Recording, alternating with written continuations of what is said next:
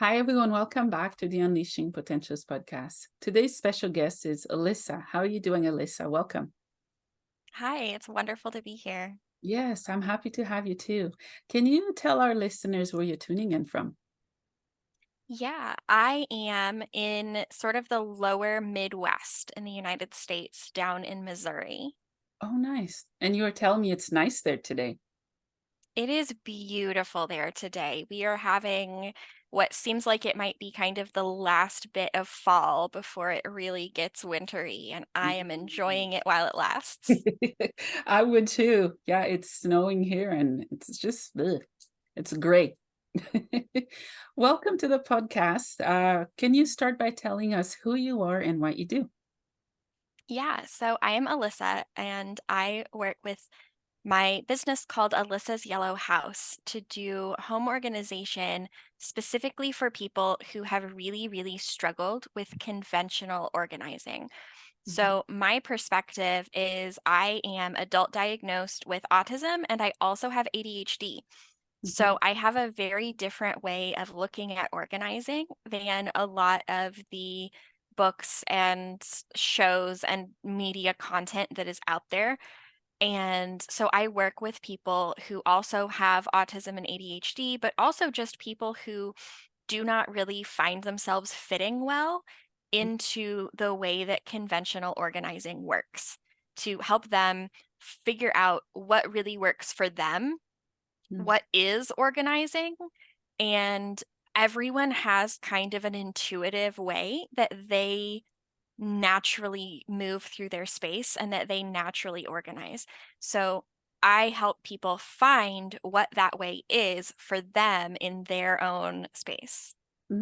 I love that you do that because it's so needed. I think the way we organize our space, it's a reflection of how our souls is feeling, if that makes sense.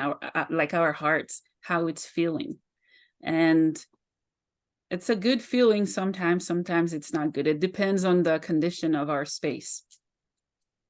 It does. And organization is really a conversation between you and your home. Mm, And so when there's tension in that conversation, it impacts you and it impacts your space. mm, And so finding the balance between like how do you support your home, but also set your home up so that it supports you? mm, Because it seems like a lot of the time we feel like we're spending all of our time trying to maintain our homes, mhm, mhm, but then they're not really giving that energy back to us. mhm, And so setting it up in such a way that it feels restful and it feels rewarding mhm, is really critical in having the ability to relax mhm. and really like let yourself not do something for a few minutes because, especially as women, we can always find one more thing that needs to be done around the house. Yeah, you're right. Yeah, I agree. Yeah. So can you take us back a little bit, to the beginning, if you may, of how you found out that you were diagnosed and what was the process of it? So that was kind of a fun story. I Mm, originally started pursuing a diagnosis because one of my friends was diagnosed. And she came to me and she said, "Hey, you should look into this because a lot of these things that we have in common mhm, are our symptoms." mm, And so I think that you could really benefit from looking into this and seeing if this is something that might be helpful for you. So I got in touch with a counselor that I knew. She recommended me to a psychologist who recommended another psychologist who does that kind of testing regularly. mm, And really, I think it was a much easier process than what a lot of people experience is in pursuing an adult diagnosis. mm, Um, but once I got everything scheduled, it took a long time just to get everything scheduled.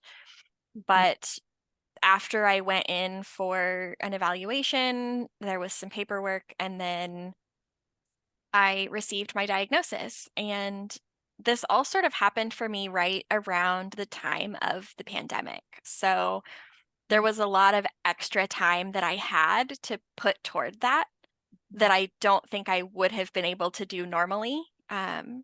So it was kind of inconvenient timing in some ways, and in some ways, I think it was really helpful. Mhm. Yeah, thank you for sharing. Um, yeah, I love that you followed your intuition and you advocated for yourself. That is one of the many things many people do struggle with.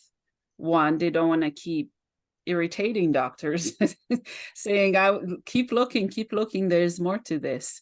But it's so crucial that we continue to advocate. Um, with your diagnosis, would you say it impacted how you learn in your schooling? I think that it did. Looking back on it, I can clearly see some ways that it really did Mhm. impact me, and in some ways that it still is now, that I have to keep a watch for. So, we're told a lot of times that people who are autistic think very literally and take things that people say to them very literally. And sometimes we interpret that as, well, they don't understand sarcasm. That's not true at all. My autistic friends are some of the most delightfully sarcastic people that I know. Mm, But there are other things where people will ask a rhetorical question, and I don't realize that they're not really asking for an answer. Or there were several times when I was in school where teachers would say things to me like, "Do you want to give the class the answer?" And I would say, "No," mm, because they asked me a question. And what they were really saying was, "I want you to answer this question for the class." But those weren't the words that they used. And so I interpreted their question as a question. Do I want to? No, I didn't. So I told them so. And then they thought that I was talking back to them mm, when I was just answering the question as I had seen that they asked it. mhm, mhm, So I think that's something that I still have to watch out for a lot, especially as a person who works in sort of home organization type things, because I see people posting videos of, we're putting all the fridge things in the nice little containers and everything has its spot. And I have to remind myself, they're creating a video. They don't literally live like that. mhm. It doesn't look like that all the time. If mine doesn't look like that, it's fine, Yeah. because I'm just going to, like, I'm not going to take the granola bars out of their box and put them all in their own little plastic container. I'm just going to put the whole box on the shelf and call it good. Mhm. And that's fine, because even the people that are making this kind of content are not intending it to be interpreted quite that literally. Yeah. Yeah. Yeah, you're right. Yeah. That's always been my opinion as well, because when we watch stuff on social media, it's not what it seems. There's always layers to it before you actually understand or get the full truth of what you're actually seeing or watching. Yeah.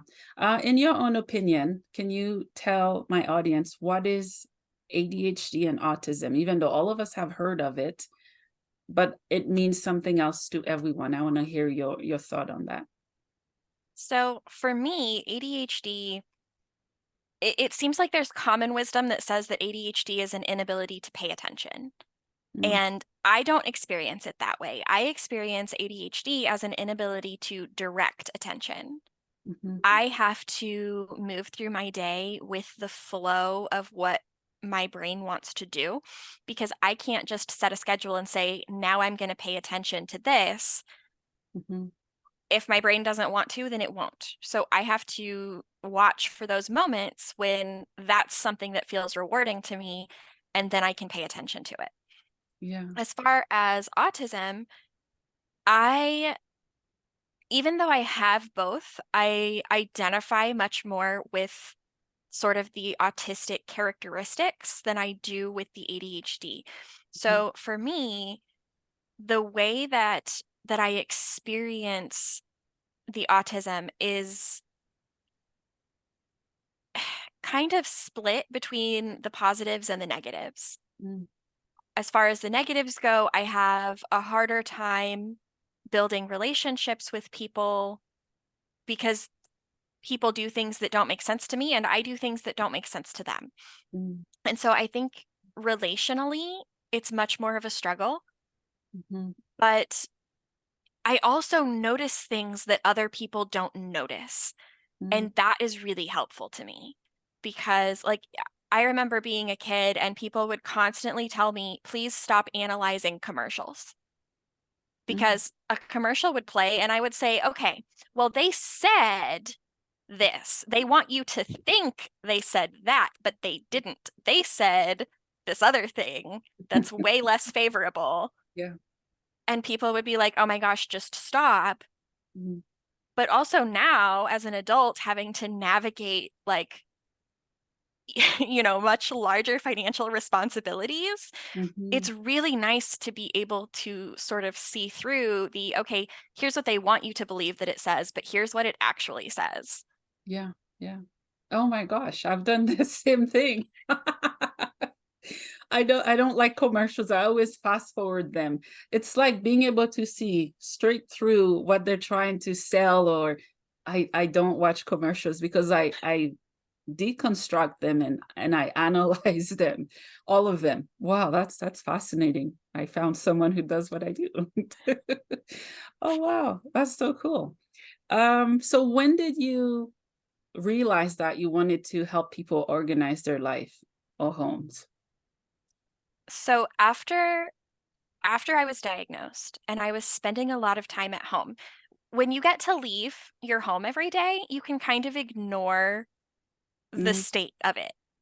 But it was, uh, I was at home all the time, like many other people during that time. And mm, I was spending so much time at home that I couldn't ignore it.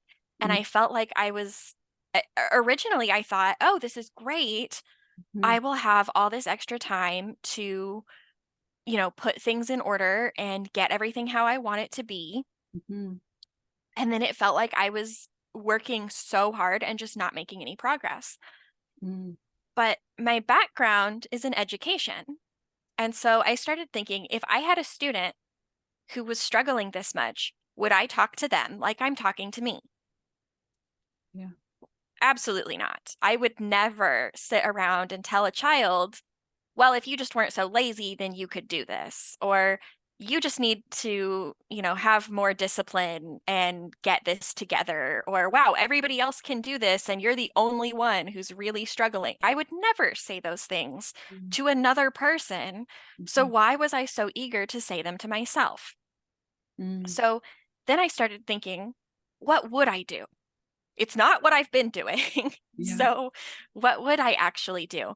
Mhm, And I started looking around and realizing, oh, I've been taught that this is the right way. But what if I do it like this?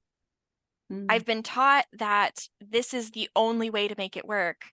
But what if I change that a little bit? And I just started trying other things.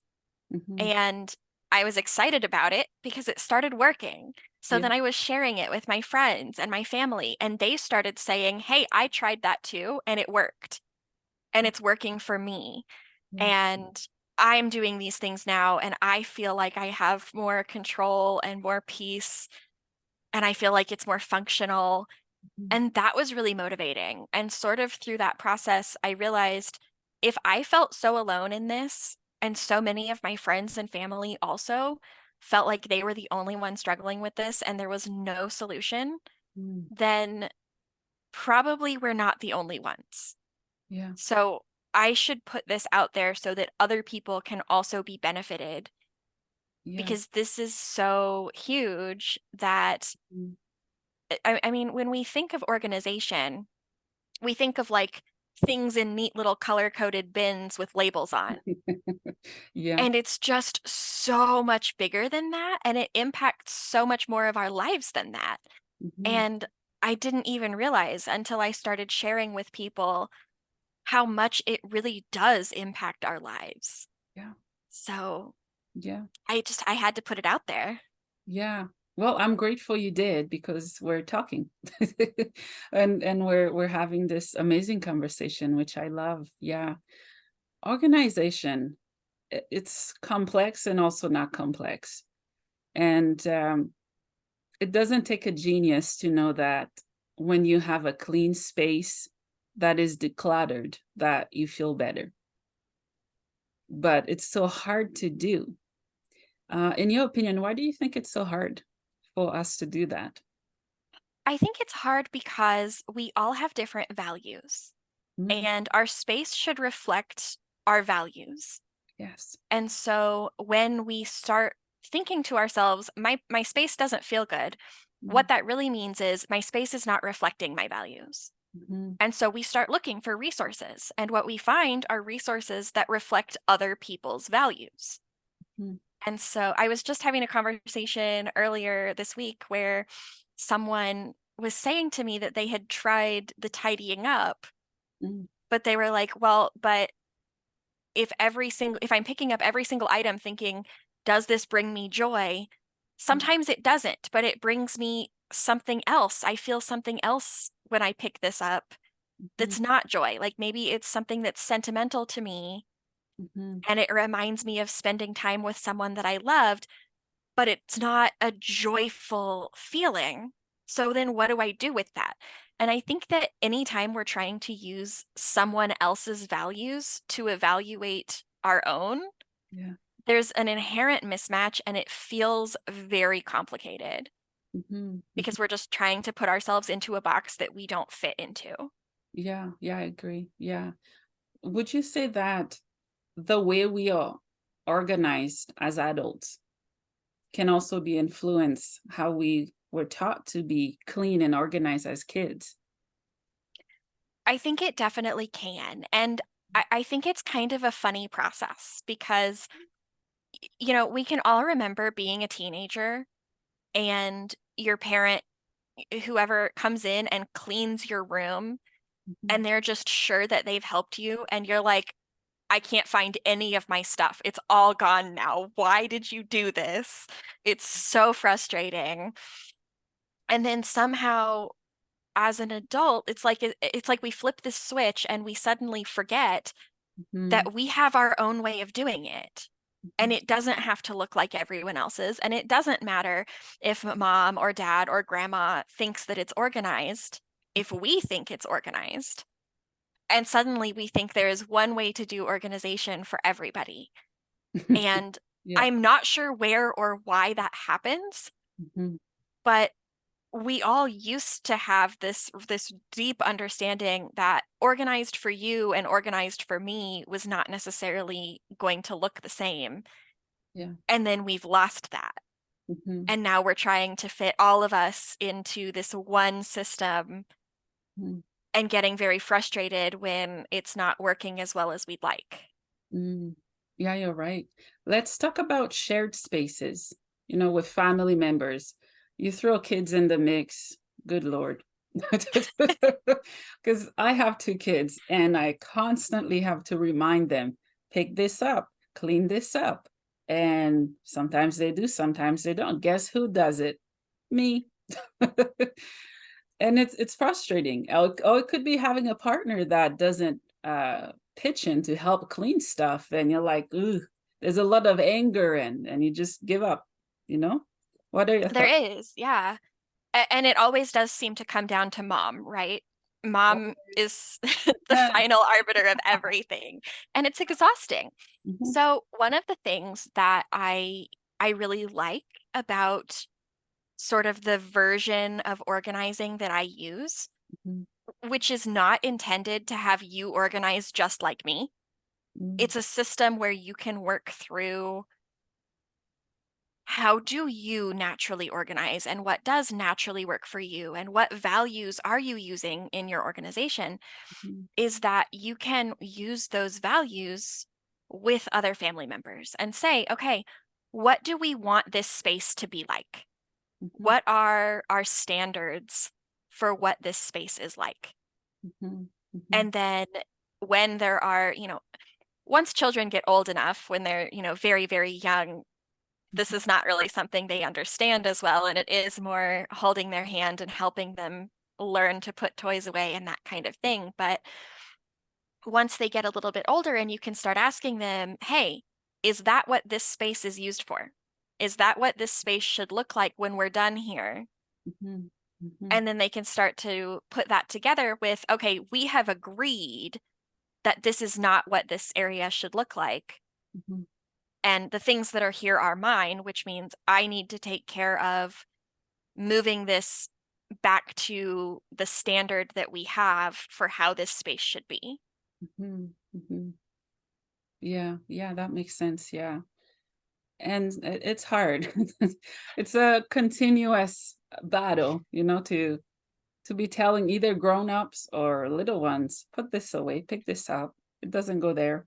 But I think It if, is, if we yeah. build structure, yeah, if we build structure and communicate in ways that make sense to people, could be grown up or kids, I think they'll slowly get it.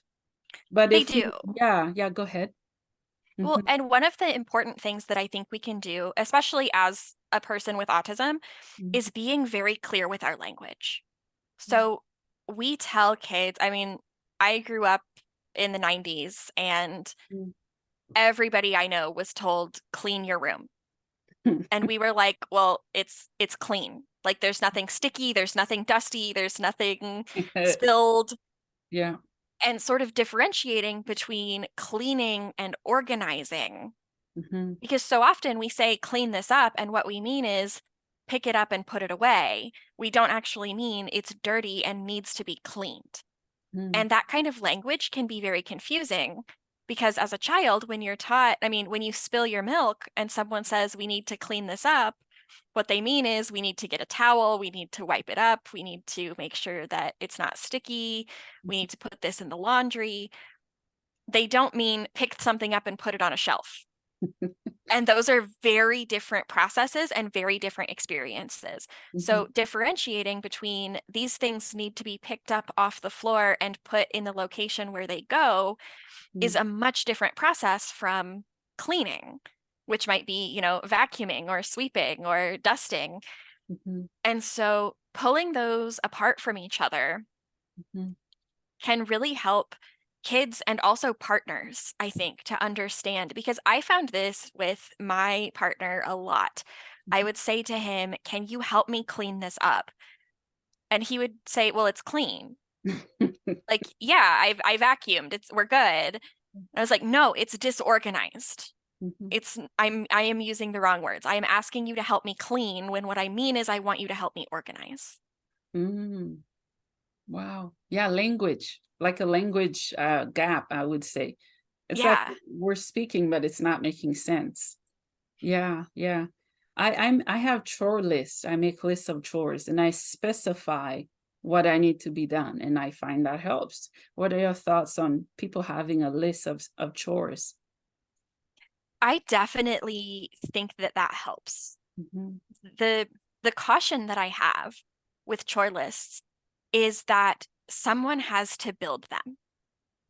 And Yeah, yeah. that's not always a bad thing, Mhm. but if you go on, say, Pinterest is the worst offender as far as I'm concerned for this, because Yeah. if you go on Pinterest and look up cleaning schedule or chore list, you're Mhm. going to find a billion and one things that are built for someone else's home and someone else's family.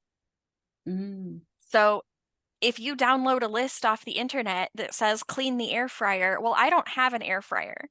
So that's not helpful to me. Yeah. So being able to agree with the other people that you're living with on these are the minimum standards for organization, for cleanliness. This is what we need to do to live here. And Mhm. then based on that and based on how you use the things, Mhm. you can come up with that list. Mhm. I think those are so helpful because Yeah. it keeps everyone on the same page and makes those expectations really clear. Mhm. Mhm. When like you were saying, you have a very specific, like this is exactly what needs to be done.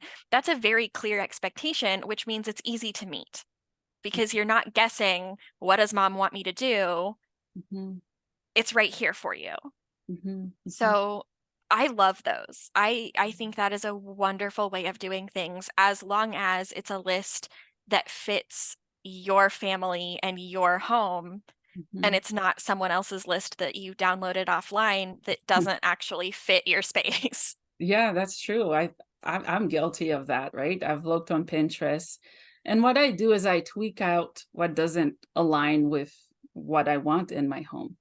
But if someone, they don't know what it is or anything, it's good to get an idea, but make sure it Yes. aligns with your home or what you want to see.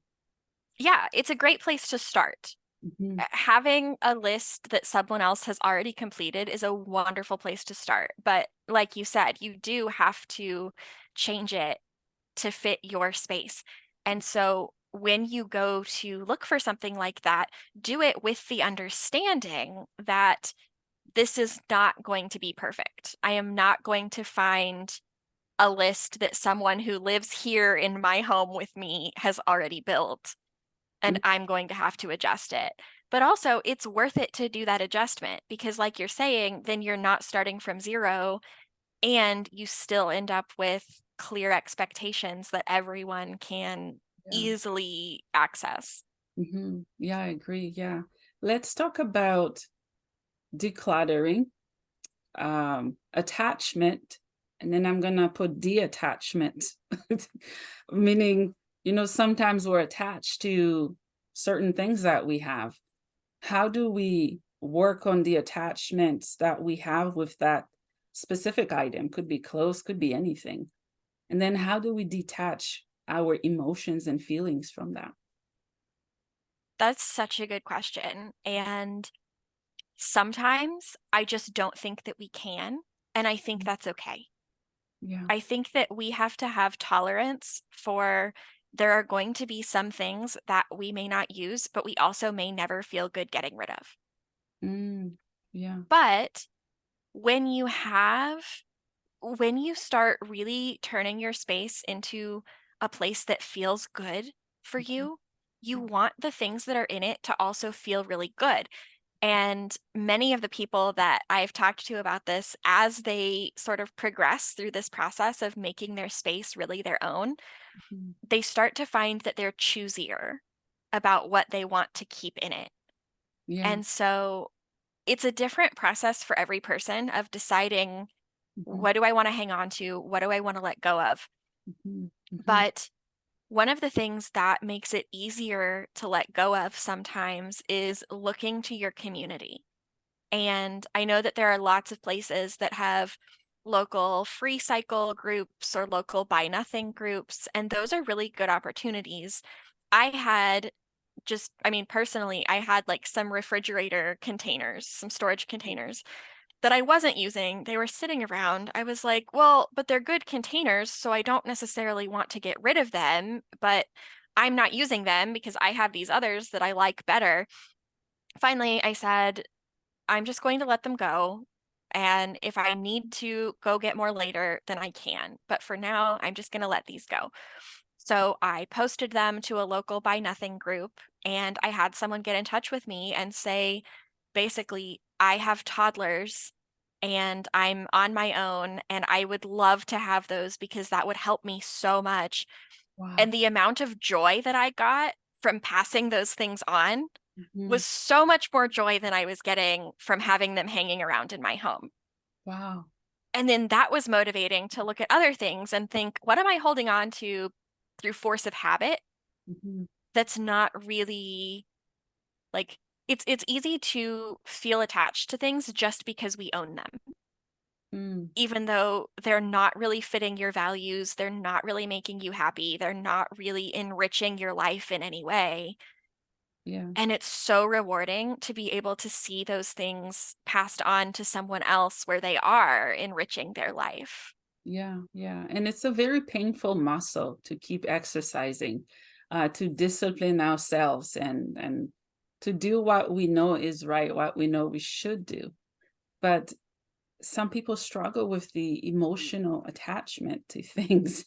Yeah. And it's And I hard think we for should be them. sensitive. Yeah, yeah, yeah. And if you're not ready to get rid of something, I think it's definitely better to hold on to it Mhm. than it is to work through all of the regret of getting rid of something that you were maybe not actually prepared to let go of. So having like a designated place Mhm. that those things go where you're thinking about them can be really helpful because then they're not clutter, they're not in the way, they're not preventing you from doing something else you want to do. You Mhm. have like one plastic tub in a closet, and that's where those things live while you're deciding, am I prepared to let this go or not? Yeah, yeah, yeah. And it takes a strong person. I find with me, it took a lot of work, but as I evolve and grow as a person, so does my wardrobe. So does where I live, how it looks, how it makes me feel. And I think if we allow ourselves to evolve while our space evolve, it makes it just a little easier and more smooth sometimes. It does. Mhm, And I love how you said that because allowing that evolution in our lives and also in our homes is mhm, so important to sustainable organization. mhm, Because the organization that you need when you have very, very young children is not the same organization that you need when your kids are teenagers, which is mhm. not the same organization that you need when you have an empty nest or before you have children. Yeah, yeah. So allowing yourself to acknowledge that the organization that is not working for you now may have been working for you before. It's not bad organization.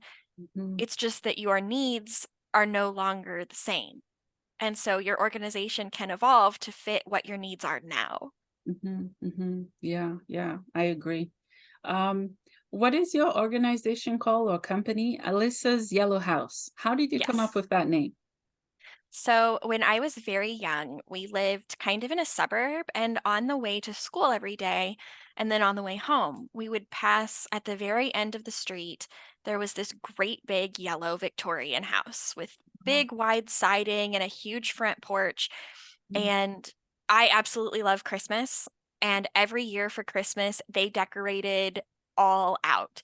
They had big puffy garland, and you could mhm. see the tree through the giant front window. Wow. And I just always thought whoever lives in that house must not have any problems, which of course is ridiculous. It's like now I think about that and I'm like, wow, that was a silly thing to say. But when you're 7, it Mhm, seems like that's a possibility.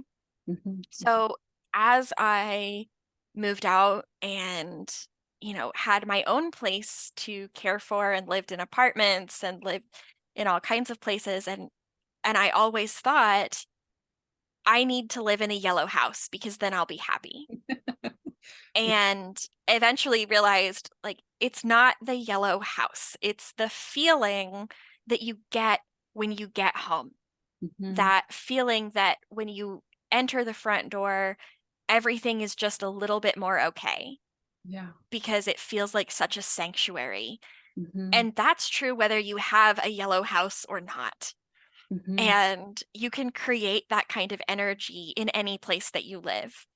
And mhm, once I started opening up to that, that it was more about the energy than it was specifically about the yellow house, I mhm. realized I could take that yellow house energy with me anywhere. I Wow. could build that in any place that I lived Mm, because it wasn't about what the outside of the home looks like. It's about what the inside of the home feels like. wow. I love that so much. And you're also wearing yellow today. I love yellow. Yellow is just such a happy color. It Mhm. just makes me smile. It just makes me feel like everything is just a little bit better than it could be. Yeah, that's awesome. I love that we're talking about colors because I was thinking of the psychology of colors. I don't know if you've heard of that, how different colors impact us mentally, could be spiritually as well, and many other ways. What are some of your favorite colors? So yellow, obviously. Yeah. I also really love blue and the combination of yellow and blue. I have many, many things just in my home that are yellow and blue because I love them so much. Mhm, mhm. When you see those colors, what emotions do they stir up for you? So for me, the yellow is really energizing, and it's it's that let's get things done Mhm, kind of energy.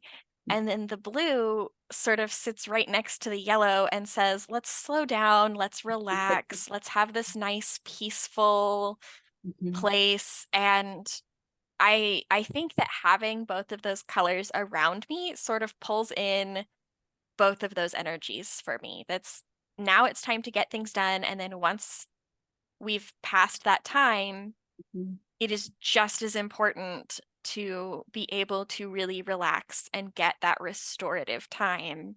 Yeah, yeah, yellow is brave, bold, and just stand out.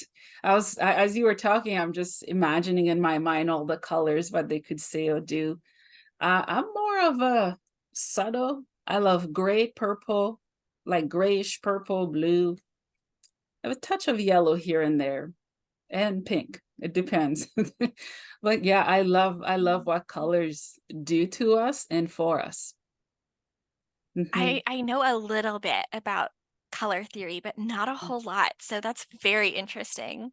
Yeah, yeah, I read it in a book because I paint. I go to my local library and pull out books, right, of different colors and their names. And there was a page full of colors and the psychology of colors, what it does, and how we feel when we're either using different colors. And I'm like, that's fascinating. And it's true. I go towards a certain color. Why? Because it makes me feel calm and soothed and excited, which I found fascinating. Mhm. Yeah, and I love how different colors will work well for the energy of different people. Oh, yes. And Yes. that's another reason that, like, I never ever want someone to think that the way that I organize my home is the right way for them to do it, because I'm gonna fill my home full of blue and yellow, and that's not gonna work for someone else. They're gonna be better off with the more muted colors, or like, they're gonna be better off with bright, hot pink and fluorescent green, and Mhm. those are not going to be colors that I'm gonna use. Yeah. So, being just keeping that awareness that Mhm. we all are individuals and we all need our own stuff. Mhm. Mhm. I Yeah. I love how that even factors into the colors that we use.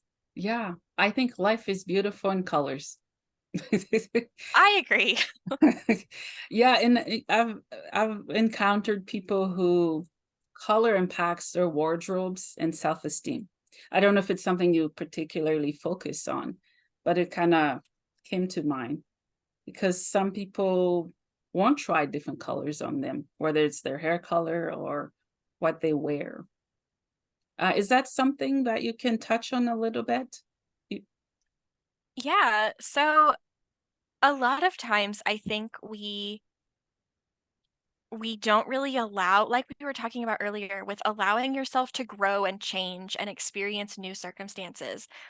I Mhm. feel like sometimes we sort of get stuck thinking, well, but this is who I am. Yeah. And it may be who you were before, but it doesn't necessarily have to be who you are into the future.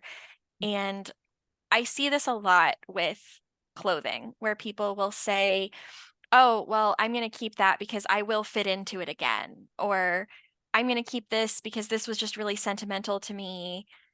And like, if you have some sentimental clothing, I think that's fine. If you have too much of it, now it's preventing you from having the space that you need to store things that you could be wearing right now and Mhm. that you could be enjoying right now. Mhm. Yeah, I agree. And Yeah. I find that people, for myself and also for other people that have told me this, that I feel like you get more compliments when you wear things that are a little bit outside of your comfort zone. Yeah. And You're other people will respond to that brave energy, to that creative and like just the energy of someone stretching themselves a little bit. We respond to that. And we see that person and we think, "Oh my gosh, they are so brave. I wish I could do that." mm, And you can. because other people are going to see you and think, oh my gosh, she's so brave. I wish I could do that. Yeah. And for some reason, we tend to always think that that's just other people.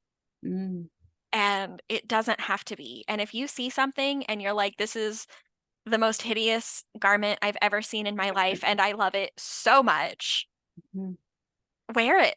Wear it and see what happens. The worst case scenario is that you spend one day wearing something that you don't get compliments on. yeah, yeah, yeah, I love that. And also to get outside of our comfort zones and to play with colors, to just play with it, to have a childlike mind, if I may put it that way, to not be so serious. And I know for some of us, we have to wear the suits to work and different uniforms at work, but how about outside of work? How do we have fun with colors in our home, and how do we blend and wear color? For me, I don't care what color it is, I'm wearing it.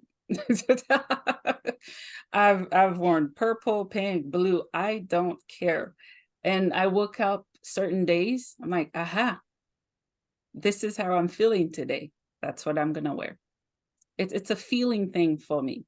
And it's more than just cloth on my body. It's a relationship, if I may put it that way. I completely agree. I do Mm, things the same way where the thing I'm going to choose to wear today may is not the same thing that I might choose to wear tomorrow yeah, based on how I feel. I am amazed by people who can sit down on Sunday and say, I'm going to arrange all of my outfits for the week because I'm like, what if I get to Thursday and I don't feel like it anymore? yeah, yeah.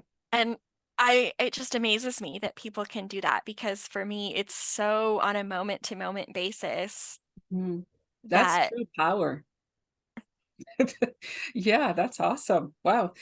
I do mine the night before. That's it. That's as far as I go. I don't go too far unless obviously if I'm traveling or going somewhere, then it really forces me to. People struggle with packing stuff. Do you notice that? They don't know what to pack, even for a weekend trip or a week or 2 weeks. They just don't know. I've struggled yeah. with that. Yeah, Oh, me too. yeah. I packing things because I always try to think, well, what am I going to need? Mm. And that's one of the things that I struggle with. I am not quite what I would term a pack rat, but I like to have I have my utility drawer that has all my stuff in it that I might need. I have like I usually carry around a sewing kit with me in case I get a hole in something, I can just fix it. I have all these little things where I'm prepared to Mm. solve any problem that comes up Yeah. in my home. And then someone says, okay, well, now you're going to leave. Mhm. And I have to decide what problems might I have to solve and how do I plan for that beforehand. Yeah. And packing for things, it depends so much on what you're packing for and what you're Mhm. doing and where you're going to be Yeah. and kind of the situation of like, if I get there and I don't have it, will I be able to get it Mhm. or will I just not have it? Mhm. Yeah, I'm impressed by people who are really good at that because I am very good at it when I am at home and I struggle once I leave. Yeah, and also depends on the weather. We have 4 seasons here, but I was born in a country that we don't have four. It's warm year round. Yes, we do get rain and tsunamis and etc. But here, oh, I struggled because it's 4 season, and then within each season, another season enters without permission. It's windy, it's cold, it's cloudy, it's sunny. I'm like, oh my gosh, I don't know what to wear today. Sometimes I dress too warm or with not enough layers, and I'm struggling with that now, especially with fall. I still don't get fall. Maybe it's called fall for a reason. Yeah, yeah. Do you struggle with that, you find, with the weather change? I have always been a fairly cold-natured person, so I just bring my layers with me. I Ah, usually have a few different jackets in the back of my car that just kind of live there so that no matter what the temperature is, I can grab a heavier one or a lighter one or just wear my t-shirt yeah. or whatever it is. I try to sort of plan for Mm, however I feel is probably going to change. Yeah, I love that. Yeah. So, Alyssa, what would you like my guests to get from this episode today? I think if I could tell everyone one thing, Mhm, it would be that organization is unique to you.